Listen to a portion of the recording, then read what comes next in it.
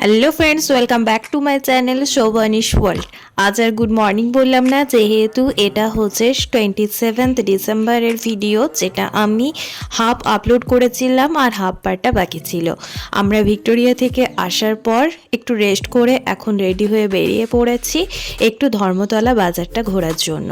তো প্রচণ্ড খিদে পেয়ে গেছিলো, আপনারা তো জানেনই যে আমরা সেরকমভাবে কিছুই লাঞ্চ করিনি, সেজন্য একটু ভরপেট খাওয়ার জন্য চলে এসেছিলাম একটা রেস্টুরেন্টে। সেখানে অর্ডার করে নিই আমরা মশলা ধোসা, এগুলো পার পিস ছিল 100 রুপিস। তো মশলা ধোসা খেয়ে একটু বাজার ঘোরাঘুরি করে রুমে ফিরে যাই আমরা। তো চলে এসেছি আমরা রুমে, এখন বাজে মোটামুটি 9:30 পেরিয়ে গেছে, অনেকটাই রাত্রি হয়ে গেছে। তো এখন ফিরে গেছি রুমে, আর তার সাথে ডিনারে কি খাবো সে খাবারটাও কিন্তু আমরা সাথে করে নিয়ে চলে এসেছি।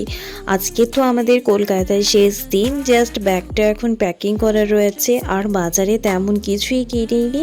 জিনিসগুলো সেরকমভাবে ভালো লাগলো না, কোয়ালিটি বড্ড খারাপ, আর সেভাবে ঘোরার মতো আর ক্ষমতাও ছিল না, কারণ সেই কন্টিনিউয়াসলি 3 দিন ধরে ঘোরার পর অবস্থা প্রচণ্ড খারাপ, তাই আর ঘুরতে আর ভালোই লাগছিল না। ভিড়টাও রয়েছে বেশ ভালোই, তাই আর সেভাবে বাজার ঘোরা হলো না, জিনিস দেখতেও পাচ্ছি না, শুধু লোকের গুঁতো খেয়ে যাচ্ছি তো খেয়েই যাচ্ছি। তাই আর বেশিক্ষণ ঘুরলাম না, জাস্ট একটু ঘুরে টুকটাক কিছু কিনে নিয়ে বাড়ি চলে এলাম, রুমে চলে এলাম আর কি। রাত্রি তো অনেকটা হলো, এবার খাবারটা খেয়ে নিই। ভজহরি মান্না না কি একটা ছিল, সেখান থেকে খাবারটা নিয়ে আসা হয়েছে আজকে। তো আমরা এনেছি 2 ধরনের চিকেন আর রুটি, এটা পুরোপুরি কম্বো ছিল, 5 পিস রুটির সাথে এই 2 ধরনের চিকেনের কম্বোটা ছিল। রুটিটা আলাদাভাবে কিনতে হয়েছে মেবি, আর চিকেন দুটো বোধহয় কম্বোতে ছিল। এই যে ধনিয়া চিকেন রয়েছে 2 পিস আর চিকেন মশলা রয়েছে 2 পিস, এই কম্বোটার প্রাইস ছিল 280 মতো। চলুন খাবারটা খেয়ে নিই। Next morning. Morning everyone, welcome back to my channel Shovanish world. এখন বাজে সকাল 9:30 মতো। তো সকালবেলা উঠে এখন রেডি হয়ে গেছি, স্নান করে ফ্রেশ হয়ে নিয়েছি একদম। তো আজকে তো হচ্ছে 28শে ডিসেম্বর, আমাদের 3 দিন হয়ে গেল আসা। তো এই 28শে ডিসেম্বর আজকে আমরা বেরিয়ে যাচ্ছি বাড়ির উদ্দেশ্যে। তো মোটামুটি সমস্ত দেখা কমপ্লিট হয়ে গেছে, আর যেগুলো বাকি রয়ে গেল সেগুলো আবার পরে চেষ্টা করব, এখন আর সময় হবে না, কারণ কাল থেকে আমার স্কুল খুলে যাচ্ছে। কারণ স্কুলে এখনও সব কাজ কমপ্লিট হয়নি, তো সেজন্য স্কুল যেতে হবে, তো সেজন্য আর আমাদের হাতে সময় নেই কিন্তু। তো সেজন্য আজকে বেরিয়ে যেতে হচ্ছে। যাই হোক, এখন রেডি হয়ে নিয়েছি, এখন একটু চুল টুল বেঁধে নেব, তারপর বেরিয়ে যাব। বাইরে গিয়ে টিফিন কমপ্লিট করে আমরা আবার বাড়ি ফিরবো ভেবে রেখেছি। তো যদি দেখি ট্রেনের সময় হয় তো ট্রেনে বাড়ি ফিরতেও পারি। চলুন আপনাদের অবশ্যই আপডেট দিতে থাকবো। তবে কলকাতা থেকে গুড মর্নিং বলার আজই শেষ দিন, কাল থেকে আবার সেই বাড়ির থেকে গুড মর্নিং বলবো। যাই হোক, চলুন তাহলে এখন আমি একটু রেডি হয়ে নিই, তারপর বেরিয়ে যাব। এখনকার মতো এইটুকু।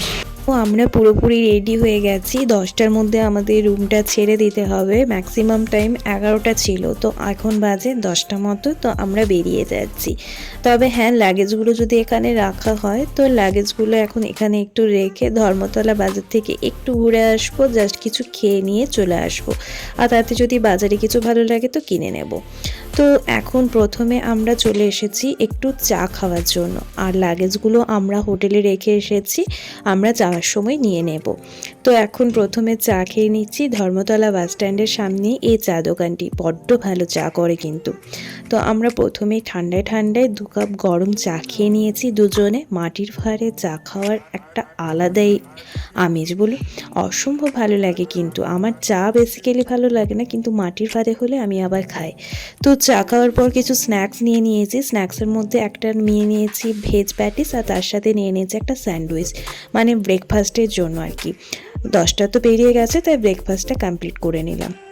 চলুন এখন ব্রেকফাস্ট কমপ্লিট করে নিয়ে চলে এসেছিলাম একটু ধর্মতলা বাজারে। এখনও সমস্ত বাজার সেভাবে খোলেনি, মোটামুটি 11টা নাগাদ খোলে। তো একটু বাজার ঘোরাঘুরি করলাম আর তার সাথে বাসের টিকিটটাও কেটে নিয়েছে মিস্টার ঘোষ। এরপর চলে এসেছিলাম আমরা একটা রেস্টুরেন্টে।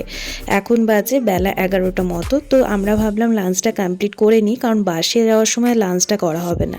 তো সেজন্য ভরপেট খাওয়ার জন্য আমরা অর্ডার করে নিয়েছিলাম একটা আলু পরোটার কম্বো, তার সাথে 1 প্লেট ইডলি। তো আলু পরোটার কম্বোর সাথে ছিল আলু পরোটা, ছোলা, আর তার সাথে ছিল একটু আচার আর টক দই। দুটো আলু পরোটা ছিল। এটার কম্বো প্রাইস ছিল 110 আর ইডলিটা ছিল 60 রুপিস। এরপর আমরা হোটেল থেকে ব্যাগপত্র সব নিয়ে নিয়েছি। তো তারপর চলে এসেছিলাম ধর্মতলা বাস স্ট্যান্ডে। এখানে আমরা বাস ধরার জন্য চলে এসেছি। আমাদের বাসের টাইম হচ্ছে 1:30, মানে 1:30 এই কলকাতা ধর্মতলা থেকে বাসটি ছাড়বে। তো এই হচ্ছে বাসটি, এখন ফাঁকাই রয়েছে আর আমাদের যদিও টিকিট কাটাই রয়েছে। তো যাই হোক, বাসে বসে বসে অপেক্ষা করার পর ফাইনালি বাসটা ছাড়লো, মানে আমরা বাড়ির উদ্দেশ্যে রওনা দিলাম। কলকাতা ঘুরতে এসেছিলাম বছর শেষে মনটা একটু ভালো করার জন্য। সারা বছর তো আবার সেই একঘেয়েমি জীবন, তাই বাড়ি থেকে একটু দূরে ঘুরতে এসেছিলাম, দুজনের একটু স্পেশালভাবে টাইম স্পেন্ড করার জন্য আর ঘোরার জন্য। তো সময় হয়ে গেছে বাড়ি ফেরার, এবার তো বাড়ি ফিরতেই হবে। তো চলুন বাড়ি ফেরার উদ্দেশ্যে বেরিয়ে পড়েছি। আবার সেই একঘেয়েমি জীবনে, প্রতিদিনকার জীবন রুটিনে আবার চলাচল করতে হবে, সবার ক্ষেত্রেই তাই আর কি। তো এখন মোটামুটি আমাদের বাড়ি পৌঁছাতে প্রায় 5 থেকে 5.5 ঘন্টা মতো সময় লাগবে। বাসে করে ফিরতে মোটামুটি 5 ঘন্টা তো লাগবেই ওই দুবরাজপুর পর্যন্ত যেতে। তারপর আমাদের গাড়িটা আসবে আমাদের রিসিভ করতে, তারপর আমরা বাড়ি ফিরবো। মোটামুটি অনেকটা রাস্তা জার্নি করে ফেলেছি আমরা, প্রায় 2 ঘন্টা সময় পেরিয়ে গেছে। মিস্টার ঘোষ তো ঘুমাচ্ছে, গান শুনছে, এইসবই করছে। আমিও মাঝে একটু ঘুমিয়ে পড়েছিলাম বটে, তবে বাসে কি আর সেরকম ঘুম হয়? আর প্রচণ্ড হাওয়া দিচ্ছে জানেন, তবে গরম লাগছে তাই জানালাটা খোলা আছে। Much later. চলুন এখন বাজে 6:30 মতো। তো চলে এসেছি আমরা দুবরাজপুর, মানে পাওয়ার হাউস মোড়। তো সেখানে আমাদের গাড়িটি এসেছে আমাদেরকে রিসিভ করতে। তো এখন গাড়িতেও চেপে পড়েছি, চলুন বাড়ি ফিরি। তো ফাইনালি বাড়ি ফিরে গেলাম, এখন বাজে 7:30 মতো। তো বাড়ি ফিরে গেলাম, মানে প্রচণ্ড টায়ার্ড লাগছে, সেই সকাল থেকে বেরিয়েছি আর একটুও ভালো লাগছে না। তো চলুন এখন একটু ফ্রেশ হয়ে নিই। ফ্রেশ হয়ে একটু রেস্ট করতে হবে, রেস্টের প্রচুর দরকার, কারণ বাইরের জায়গা, ঘুমও ঠিকঠাকভাবে হয়নি আর সারাদিন তো ঘোরার পর পুরো টায়ার্ড লাগছে। যাই হোক, চলুন এখনকার মতো তাহলে টাটা।